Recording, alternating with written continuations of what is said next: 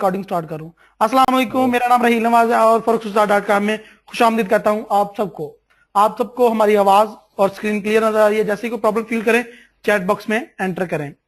Okay जी, आज हमारे पास एक बहुत खूबसूरत, बहुत ही नाइस पर्सन और किसी तारुफ के मोहताज नहीं है और बहुत अरसे से लोगों को फॉरेक्स सिखा रहे हैं और पेड फॉरेक्स सिखा रहे हैं और इनकी फीस माशाल्लाह से 30-40 हज़ार से कम नहीं होती अगर किसी ने भी फीस सीखनी हो तो। और बहुत ही प्रोफेशनल बनने हैं और फॉरेक्स में बहुत ही मंजे हुए हैं और ये आप सब लोगों को आज फ्री ऑफ कॉस्ट एक लेक्चर दे रहे हैं फॉरेक्स के ऊपर, जिसमें आपको सिखाएंगे कि आप जज कैसे कर सकते हैं मार्केट को कि मार्केट का नेक्स्ट मूव क्या होगा। सो ये एक फ्री क्लास है और इसमें आपको फ्री जितना हामिद भाई सिखा सकते हैं वो सिखाएंगे और आज इनका मौजू होगा moving average. So very very warm welcome Hamid भाई, थैंक यू फॉर आपने हमें टाइम दिया। कैसे हैं आप? ठीक ठाक, आप सुनाए? सब ठीक है? सबको मेरी आवाज भी आ रही है? जी, आपकी आवाज सबको आ रही है। ओके हामिद भाई। आज मेरा टॉपिक है मूविंग एवरेज।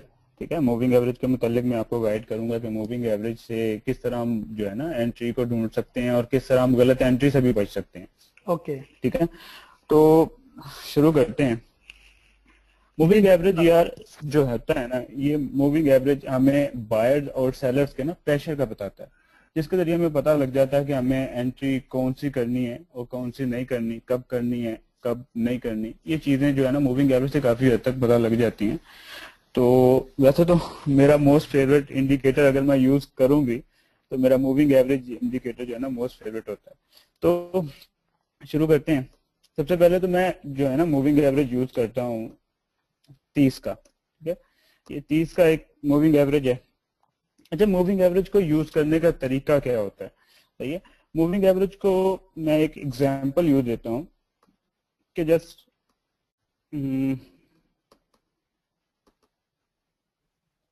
ठीक है, जस्ट सपोज ये मूविंग एवरेज की लाइन है। ठीक है, और मूविंग एवरेज की लाइन में जब मार्केट का बिहेवियर, मार्केट की मूविंग एवरेज से ऊपर होती है ना, लाइक ये मार्केट की मूविंग चल रही है। ठीक है, ये मूविंग एवरेज ऊपर जा रही है, नीचे जा रही है। तो जब ये मूविंग एवरेज से ऊपर हो ना, तो ये जो मूविंग एवरेज होता है ना हमारा, ये हमारा काम करता है बायर्स का। ठीक है, आप इसको यूं भी कह सकते हैं कि ये बायर्स का एक बॉर्डर है या बायर्स का इलाका है। ठीक है, और जब मार्केट अपने बायर्स के इलाके में जाती है तो डेफिनेटली फिर बायर्स अपना जो है प्रेशर दिखाते हैं, मार्केट को ऊपर भेज देते हैं। सही है, ठीक है, और जब मार्केट अपने इस मूविंग एवरेज को ब्रेक करती है ना, मार्केट के मूविंग एवरेज से नीचे आ जाती है, तो यही जो मूविंग एवरेज है, ठीक है, ये मूविंग एवरेज कन्वर्ट हो जाती है सेलर्स में। ठीक है, जिससे हमें आइडिया हो जाता है कि मार्केट का बिहेवियर जो है ना अब डाउन की तरफ होगा, मार्केट डाउन गिरेगी। तो होता क्या है, मार्केट जब डाउन आ जाती है तो यही मूविंग एवरेज जो हमारा बायर्स का एक काम कर रहा होता है वही कन्वर्ट हो जाता है सेलर में, जिसकी वजह से मार्केट जो है ना मूविंग एवरेज को टच करती है नीचे, मूविंग एवरेज को टच करती है नीचे। तो इस तरह मूविंग एवरेज से जो है ना जी हम फायदा उठाते हैं। सही है, सबको मेरी आवाज आ रही है ना?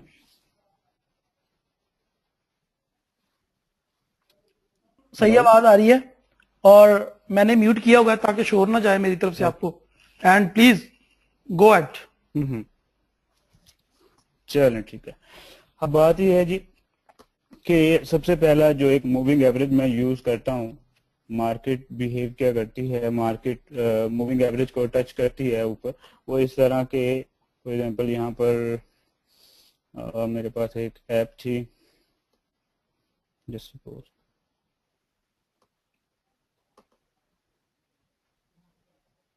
ओके,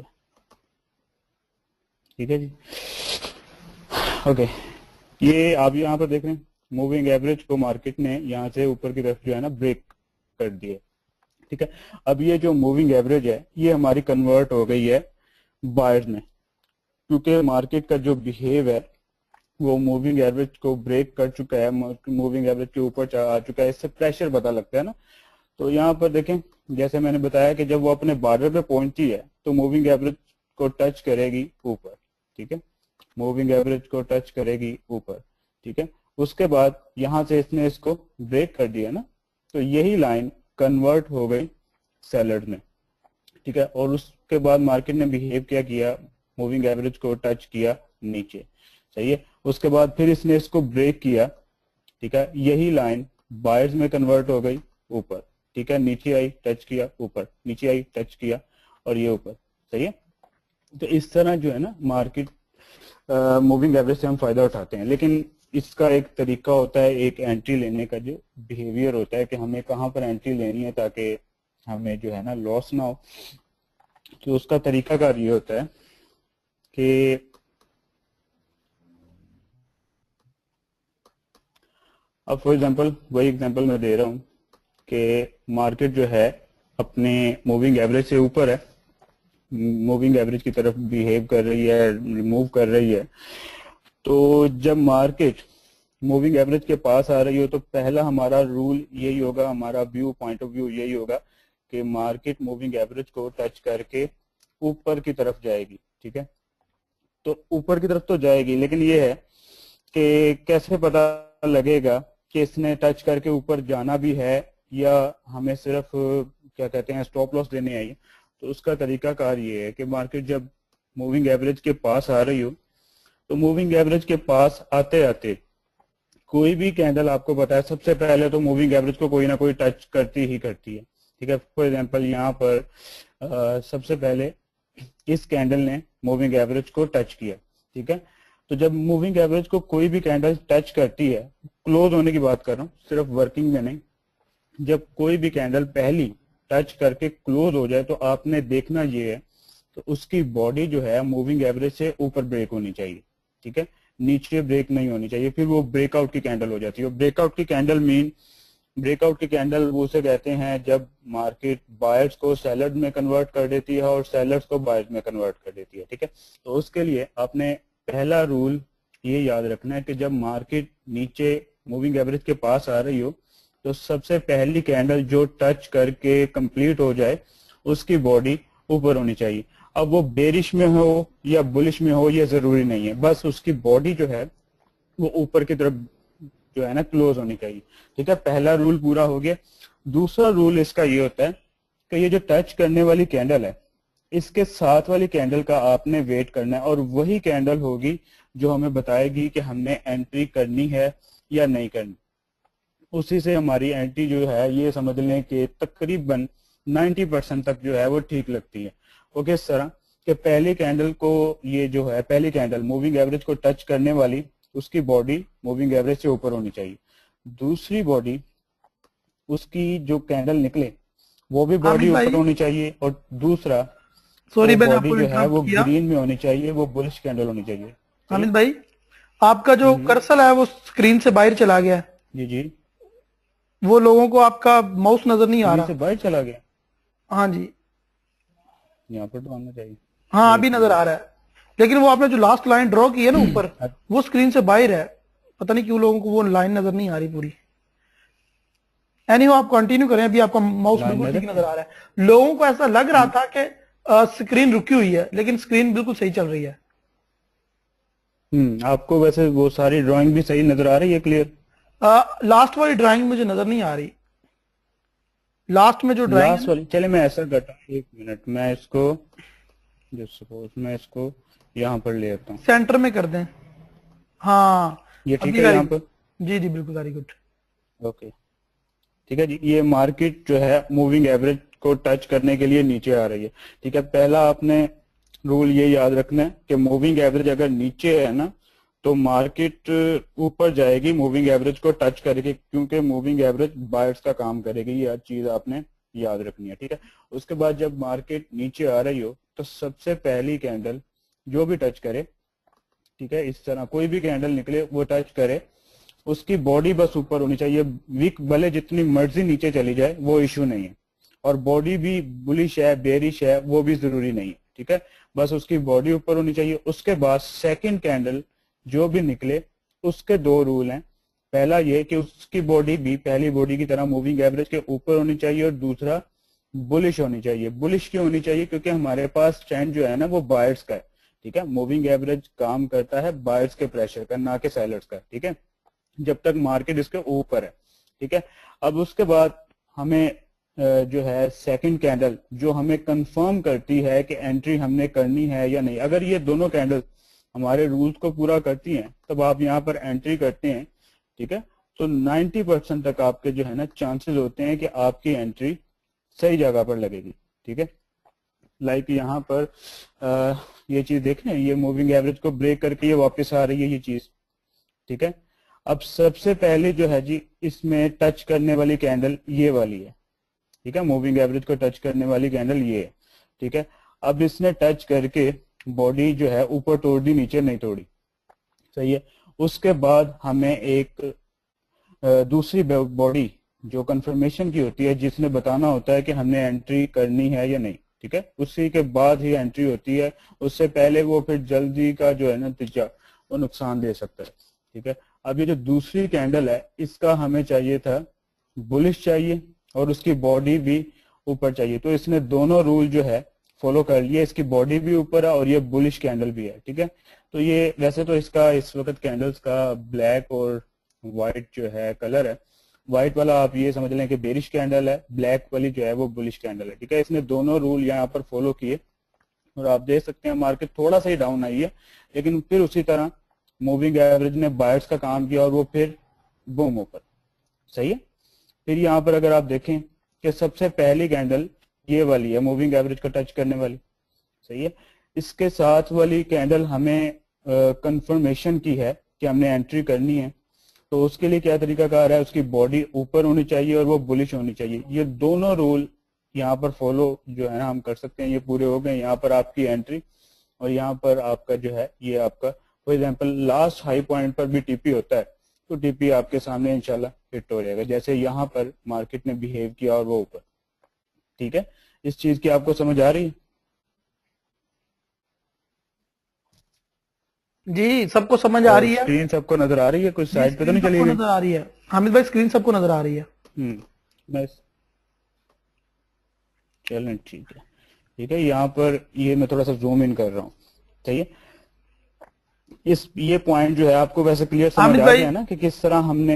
हामिद भाई यहाँ पे कुछ लोग जो है, ज्यादातर लोग है ना वो बिल्कुल बेसिक वाले यानी कि बिल्कुल न्यू है, सो उनको बुलिश और बेरिश का भी नहीं पता। कुछ लोगों को, कुछ लोग टीपी और एसएल के साथ टीपी और एसएल के हवाले से सवाल पूछ रहे हैं, और कुछ लोग पूछ रहे हैं कि टाइम फ्रेम कौन सा होना चाहिए, तो इनको आप क्लियर कर दीजिएगा। लास्ट मैसेज मैं आप सबको देना चाहता हूं, भाई प्लीज क्वेश्चन अपने बंद करें, हामिद भाई को पहले अपनी बात पूरी करने दें, बाद में आप अपने सवाल पूछिएगा, आपको पूरा मौका दिया जाएगा और हामिद भाई आप सबके सवालों के जवाब देके जाएंगे। प्लीज चुप करके सुने और इसके ऊपर ध्यान दें। हामिद भाई जो बोल रहे हैं आप सबको समझ आनी चाहिए वो। अगर किसी ने बाद में कोई चवल मारी है, कोई गंदा क्वेश्चन पूछा, तो उसको मैं ब्लॉक कर दूंगा और नेक्स्ट वेबिनार में आने नहीं दूंगा। So please please please Hamid भाई की बात बहुत ज्यादा गौर से सुने, क्योंकि ये आपको इतनी जल्दी समझ नहीं आएगी। प्लीज इस पर फोकस करें। थैंक यू जी हामिद भाई, सॉरी स्टार्ट करें आप। जी मैं सबसे पहले मैं तो बता देता हूं कि ये बुलिश कैंडल कैसे बन रही है और बेरिश। दरअसल बुलिश बेरिश कैंडल का जो है ना जड़ से पता होना बहुत जरूरी है, क्योंकि कलर हर किसी ने अपनी मर्जी के रखे होते हैं, तो कलर्स के ऊपर बंदा डिपेंडेंट नहीं रह सकता ना, कि भाई किसी ने कलर बदल लिया तो फिर हमें तो पता ही नहीं लगेगा कौन सी बुलिश है कौन सी बेरिश है, सही है। तो बुलिश जो होती है और बेरिश कैंडल कैसे बनती है इसका मैं ओके, ठीक है जी। अब फॉर एग्जांपल यहाँ पर ये एक कैंडल ओपन हुई है इस प्राइस से, जो भी इसकी प्राइस है करंट चल रही है, जो भी इसकी ओपनिंग है, लेकिन ये समझ लें कि ये एक कैंडल है जो ओपन हो चुकी है, ठीक है। अब ये ओपनिंग है कैंडल की, अब ये बुलिश कैसे हो रही है, बेरिश कैसे हो रही है, ठीक है। उसका तरीकाकार ये है कि अगर ये कैंडल अपनी ओपनिंग प्राइस से, ठीक है, अपनी ओपनिंग प्राइस से नीचे की तरफ मूव करती है ना, तो वो बुलिश बेरिश हो जाती है, ठीक है। बेरिश मीन अपनी वैल्यू कम होना, उसकी मार्केट में वैल्यू जो है ना कम हो रही है, वो लो हो रही है, ठीक है। अगर वो अपनी ओपनिंग प्राइस से ऊपर की तरफ मूव होना शुरू हो जाती है तो वो बुलिश हो जाती है, वो ग्रीन हो जाती है, ठीक है। इस तरह बुलिश और बेरिश कैंडल जो है बनती है, ये चीज आपको माइंड में होनी चाहिए। दूसरा ये कि जहां से कैंडल क्लोज होती है ना, नेक्स्ट कैंडल भी उसी प्राइस से ही, उसके साथ ही प्राइस से ओपन होती है। जैसे यहाँ पर देखें, ये इसकी ओपनिंग प्राइस थी, ठीक है, ये वाली, और ये इसकी क्लोजिंग प्राइस थी, ठीक है, और ये जो नेक्स्ट ओपन हुई है ये पहली कैंडल के क्लोजिंग प्राइस से ही ओपन हो गई है, ठीक है। ये चीज आपने याद रखनी है। और दूसरा, यहाँ पर ठीक है जी, ओके। अब फॉर एग्जांपल ये कैंडल यहाँ से ओपन हुई, ठीक है, अब ये बुलिश भी गई, अपनी ओपन प्राइस से ऊपर भी गई, यहाँ तक गई, ठीक है जी। उसके बाद एक्चुअली दरअसल यार मेरा माउस जो है सेल खत्म हो गया, तो मुझे कीबोर्ड से काम करना बड़ा मुश्किल हो रहा है। ओके, ये इसकी opening price, sorry, open price से ऊपर गई, बुलिश बन गई, ठीक है, फिर उसके बाद नीचे आई, यहाँ तक आई, फिर करती कराती जी इस पॉइंट पर अपने टाइम पर आकर ना जी क्लोज हो गई। अब ये यहाँ तक भी गई थी तब बुलिश थी, यहाँ तक भी गई थी तब बेरिश थी, ठीक है। जब मार्केट जितना हाई जाती है ना, लाइक यहाँ तक गई थी, तो वो यहाँ पर ना अपना एक निशान छोड़ जाती है, ठीक है, कि मैं यहाँ तक गई थी, तो ये इसका हाई पॉइंट कहलाता है, कि इस कैंडल का हाई पॉइंट ये कि यहाँ तक ये गई थी, फिर वापस एक सेलर्स का प्रेशर आया, यूं इसको आसान लफ्जों में बोल सकते हैं कि सेलर्स का प्रेशर आया कि कैंडल इतना हाई जाने के बाद भी वो रिवर्स हो गई, ठीक है। रिवर्स होने के बाद वो तकरीबन यहाँ तक आई, यहाँ तक, ठीक है, यहाँ तक आई। उसके बाद फिर थोड़ा सा बायर्स का प्रेशर आया, वो जो है ना जी यहाँ पर जाकर क्लोज हो गई। तो ये इस कैंडल का नतीजा क्या निकला कि ये इस कैंडल का हाई पॉइंट है, ये इस कैंडल की ओपनिंग है, ये इस कैंडल का लो पॉइंट है, और ये इस कैंडल का जी क्लोजिंग जो है ना प्राइस है, ठीक है। इस तरह कैंडल चलती है, इसमें चार चीजें हैं, ओपन, लो, हाई, क्लोज। ये इस तरह ओपन, लो, हाई, क्लोज हो रही है। बस बेरिश और बुलिश कैसे बन रही है, अपनी ओपनिंग प्राइस से ऊपर चली गई तो वो बुलिश है, अपनी ओपनिंग प्राइस से नीचे चली गई तो वो बेरिश है। इस चीज की आपको क्लियर हो गया? कुछ और भी था? नहीं, कोई नहीं, आप आगे चलें, अपने स्टाइल से आप क्लास दें, फिर एंड पे आंसर द क्वेश्चन का 15 मिनट का सेशन रखेंगे इंशाल्लाह। चलें, ठीक है, ओके। तब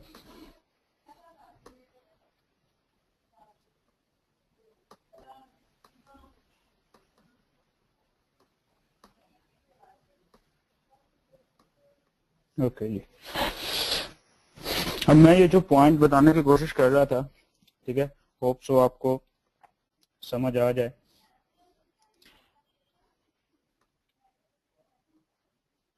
ओके, अब यहाँ पर मार्केट जब नीचे आ रही थी तो ये मूविंग एवरेज हमारा सेलर्स का काम करेगा। इस चीज का जो है ना मैंने आपको बता दिया था। तो जब मार्केट इसके पास गई, ठीक है जी, तो सबसे पहली कैंडल इसने टच किया ना, ये आप पिन देख रहे होंगे, सबसे पहले मूविंग एवरेज को इस कैंडल ने टच कर दिया। अब इसके साथ वाली जो है हमें बेरिश कैंडल चाहिए। बेरिश क्यों चाहिए? क्योंकि ये सेलर्स का इलाका है इस वक्त। जब तक मार्केट मूविंग एवरेज को ब्रेक नहीं करती तब तक हम बायर्स के बारे में नहीं सोच सकते, ठीक है। अब हमें नेक्स्ट कैंडल टच करने वाली कैंडल के साथ वाली कैंडल जो हमारी एंट्री की कैंडल होती है उसका कंफर्म करना है कि क्या हम जो है इसमें एंट्री कर सकते हैं, ठीक है। नेक्स्ट कैंडल हमें एक तो चाहिए थी उसकी बॉडी नीचे, चलें ठीक है, ये बॉडी इसकी नीचे है, ये तो रूल पूरा हो गया। लेकिन इसने दूसरा रूल पूरा नहीं किया, हमें चाहिए बेरिश कैंडल क्योंकि सेल का इलाका है, ठीक है। तो सेल के इलाके के लिए हमें कैंडल भी उस हिसाब से ही चाहिए, बेरिश कैंडल चाहिए। अब वो नहीं मिली, इसका मतलब अभी हमें एंट्री नहीं करनी चाहिए। उसका बेनिफिट्स क्या हुआ वेट करने का? ये देखिए मार्केट यहाँ से इतना ऊपर चली गई, ठीक है।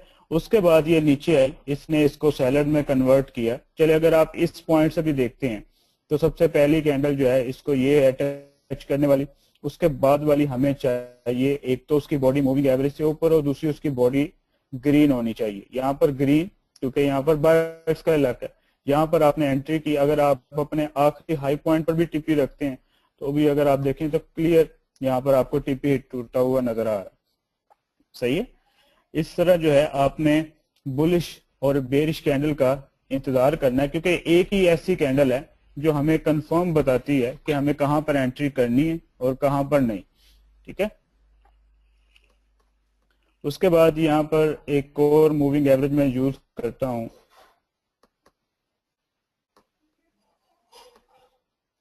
50 का।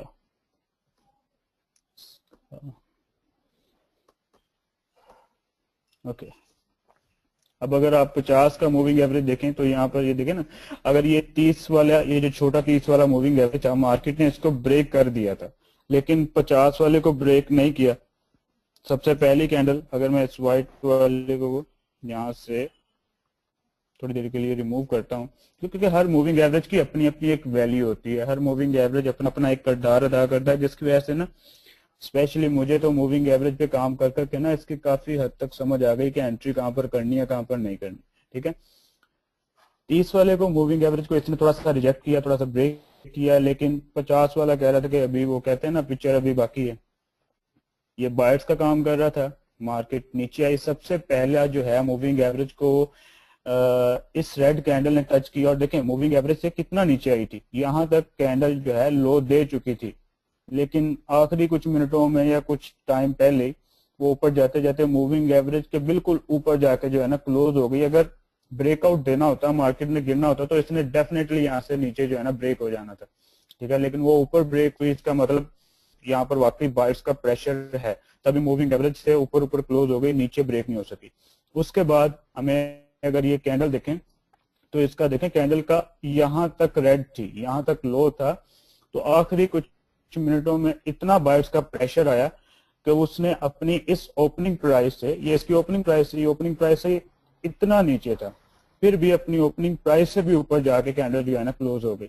अब इस कैंडल ने हमें कंफर्म सिग्नल दे दिया कि अब हम यहाँ पर एंट्री कर सकते हैं। क्यों? क्योंकि ये हमें एक बॉडी ऊपर चाहिए थी, दूसरा हमें बुलिश चाहिए थी। यहाँ पर आपकी एंट्री हो गई और ये बूम ऊपर, सही है, ठीक है। इस तरह मैं क्या करता हूँ, 3 मूविंग एवरेज यूज करता हूँ, ये 30 वाला,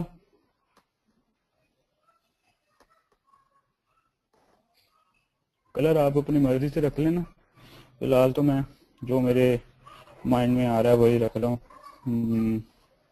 ओके, ठीक है जी।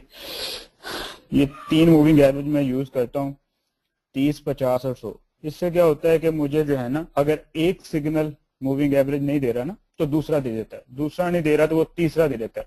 इससे क्या होता है कि मुझे एक जगह पर नहीं तो दूसरी जगह पर एंट्री मिल जाती है, दूसरी जगह पर नहीं तीसरी जगह पर एंट्री मिल जाती है, ठीक है। और एक और छोटी सी टिप ये है, यहाँ पर इस मार्केट को जो है ना मैं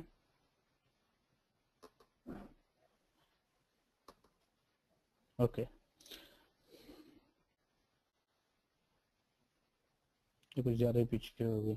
ओके एक छोटी सी टिप ये भी है, आप ये वाला हिस्सा मार्केट का देख रहे होंगे, ठीक है, ये वो हिस्सा है जो आपके लिए बड़ी अच्छी एंट्री लेकर आ सकता है, क्योंकि मूविंग एवरेज जो है ना अपनी अपनी मर्जी से अपनी अपनी लैंग्वेज को बोलने वाले बंदे हैं, ठीक है ना। लेकिन किसी जगह पर वो जब तीनों मिल जाते हैं ना, 3 हो या 2 हो या 5 हो, जितने भी मूविंग एवरेज आप यूज कर रहे हैं, वो तीनों या पांचों की लैंग्वेज एक जगह पे आके एक हो जाती है ना, तो वो आपकी ये समझ लें कि आपका छोटी मूविंग ही सही लेकिन कंफर्म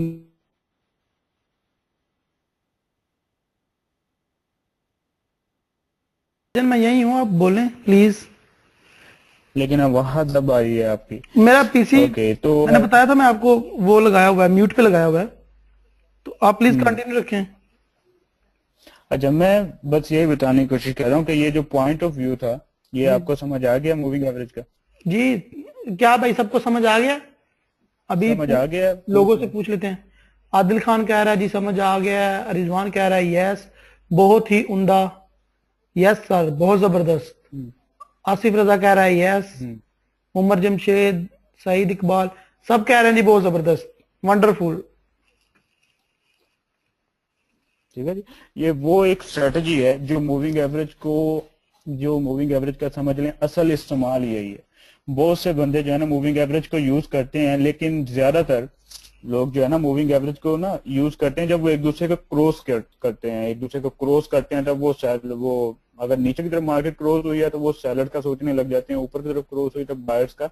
वो एक अलग व्यू है, वो भी अच्छा है, लेकिन इससे क्या होता है, इससे हमें हर जगह पर एंट्री भी मिलती है मूविंग एवरेज के जरिए, और कहाँ पर जो है ना परफेक्ट एंट्री मिलती है वो भी हमें पता लग जाता है, कहाँ पर हमने एंट्री करनी है कहाँ पर नहीं करनी वो भी पता लग जाता है। तकरीबन ये समझ लें कि अगर प्रॉपर इसको इस्तेमाल इसी तरह आप करना सीख जाते हैं तो मेरे ख्याल से 90% तक जो है ना आपकी गलत एंट्री नहीं लगेगी। वाह, माशाल्लाह। और क्योंकि मैंने इसको यूज किया और जो है इससे काफी हद तक मुझे अच्छी एंट्री भी मिल जाती है। और बाकी ये है कि इंडिकेटर्स को जो है मैं वैसे तो कम यूज करता हूँ, लेकिन मेरा जो है ना इंडिकेटर्स में मोस्ट फेवरेट एक तो मूविंग एवरेज है और दूसरा स्टोचस्टिक होता है। और बाकी हमारी टेक्निकल एनालाइजिंग होती है, टेक्निकल थोड़ी सी टफ होती है लेकिन होती मजे की है। ओके, और यहाँ पे हम लोगों का क्वेश्चन है कि स्टॉप लॉस और टीपी हम कैसे लगाएंगे? स्टॉप लॉस और टीपी ऐसा है कि इस कैंडल का ना ये एक तो टच करने वाली, दूसरा वो क्या कहते हैं कंफर्मेशन वाली, जी। इस दोनों कैंडल्स का वेट करने का फायदा ये होता है कि हमारा स्टॉप लॉस छोटा होता है, टेक प्रॉफिट कम से कम डबल या उससे जितना बड़ा हो जाए वो एक अलग बात हो जाती है। जैसे यहाँ पर ओके जी,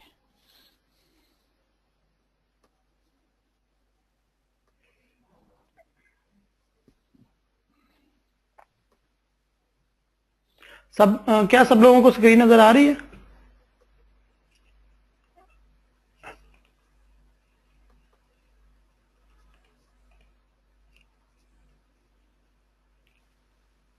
आ रही है ना नजर?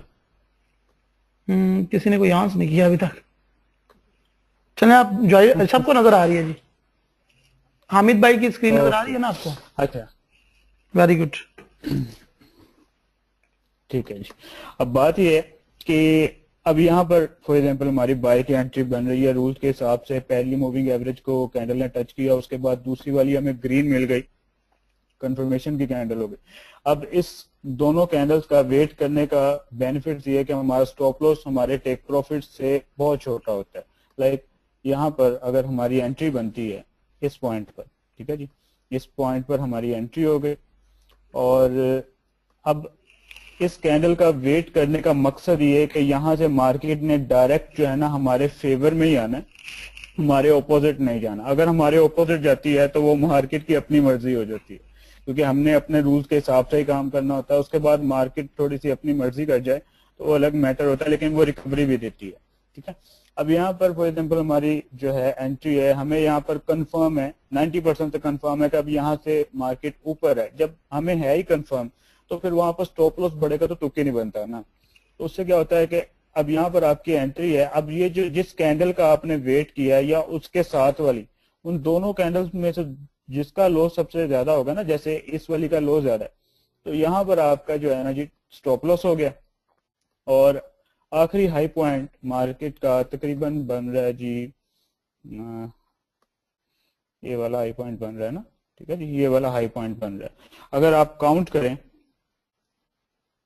तो ये हमें 45 लगा लें, 45 जो है हमें स्टॉप लॉस है। और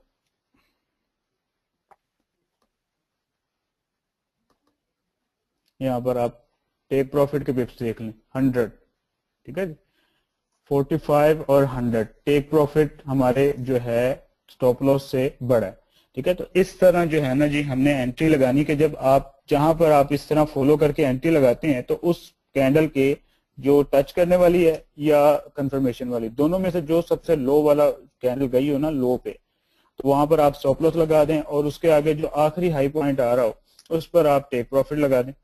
इसी तरह सेल का है, सेल में अगर हो तो जो टच करने वाली कैंडल होगी उसका जो है क्या कहते हैं उसका आखिरी हाई पॉइंट लो, हाँ हाई पॉइंट उसी कैंडल का, ना कि पहले बैक हिस्ट्री में मार्केट के बिहेवियर का, ठीक है।